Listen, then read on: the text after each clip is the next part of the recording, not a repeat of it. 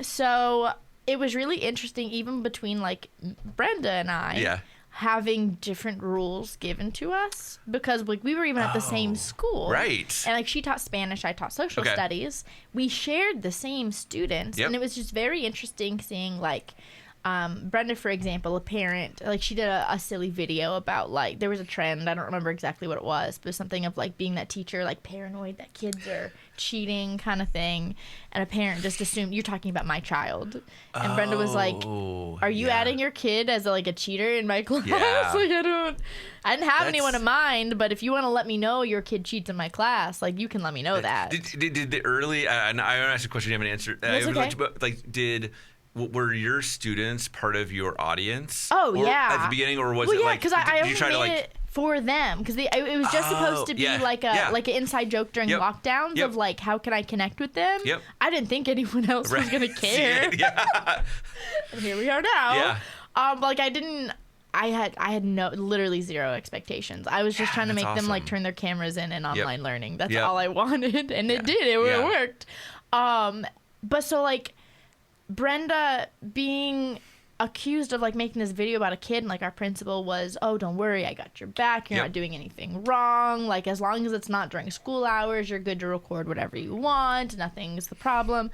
And then for me it was like different. I was from the principal was like, you can't record on campus, and I was like, why? And then the county followed up and was like, no, you can record whatever you want, but you can't monetize. And I was like, I'm not monetizing anything. Like, I didn't even know you could do that. You're like, oh, tell me more about this monetization.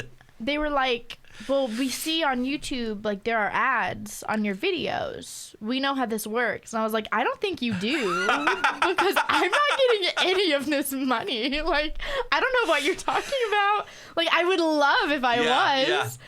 But I'm not. But it was like so weird, and they were like, no, we know. I'm like, you very clearly don't. I'm not going to sit here and argue like this with you. Like, if this is what's important to you. Like, and it was so weird, and I asked them straight up. And I still have this recorded on my laptop. But, like, I asked them straight up. I said, this week we've had parents protesting because the bus driver shortage is so severe that elementary school kids aren't being dropped off until 6 p.m. Wow. You have today, as of this morning, there were, I don't remember the exact number off the top of my head, but I know it was thousands. There are thousands of just teacher vacancies in this county. Now, granted, we have like one of the largest counties. Like we have 17 high schools. I'm sure you can imagine everything in between. Thousands of just teacher vacancies. I looked this morning. Why is this like your concern? Why is this like, if I'm doing a good job, you say there's no parent complaints from anyone in our county. And it was like well, what if some mom in Nebraska doesn't know that you're not talking about your current students? I said, who cares? Why is this your concern? And your principal asked us to tell you that you can't monetize.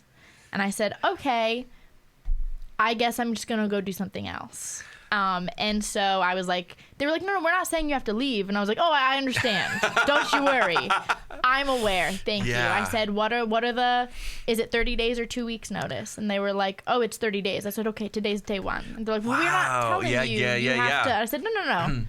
I'm good. This is day 1. It's fine. That is. And I had no plan. And I genuinely assumed, I said, I'm probably just going to find some kind of ed tech company and try to use the experience that I have. Because, like, even before social media, I was doing, like, these animated content videos for the kids during lockdowns. Like, I'm not great at tech savvy, but I can teach myself. Excuse me. So I just assumed I was going to go for, like, an ed tech position or something. And I kid you not, like, the week after, I got an email from YouTube that was like, congratulations, you have now reached a milestone where you can monetize. And I said, oh, I don't know what that means. And they had this thing at the time called the Shorts bonus, because YouTube Shorts were not monetizable with ads yet. So they just did like Shorts bonus. And I got my first Shorts bonus, and it was like double my teacher salary for the month. And I was like, oh, I can do this. I don't need to go anywhere. What am I doing? So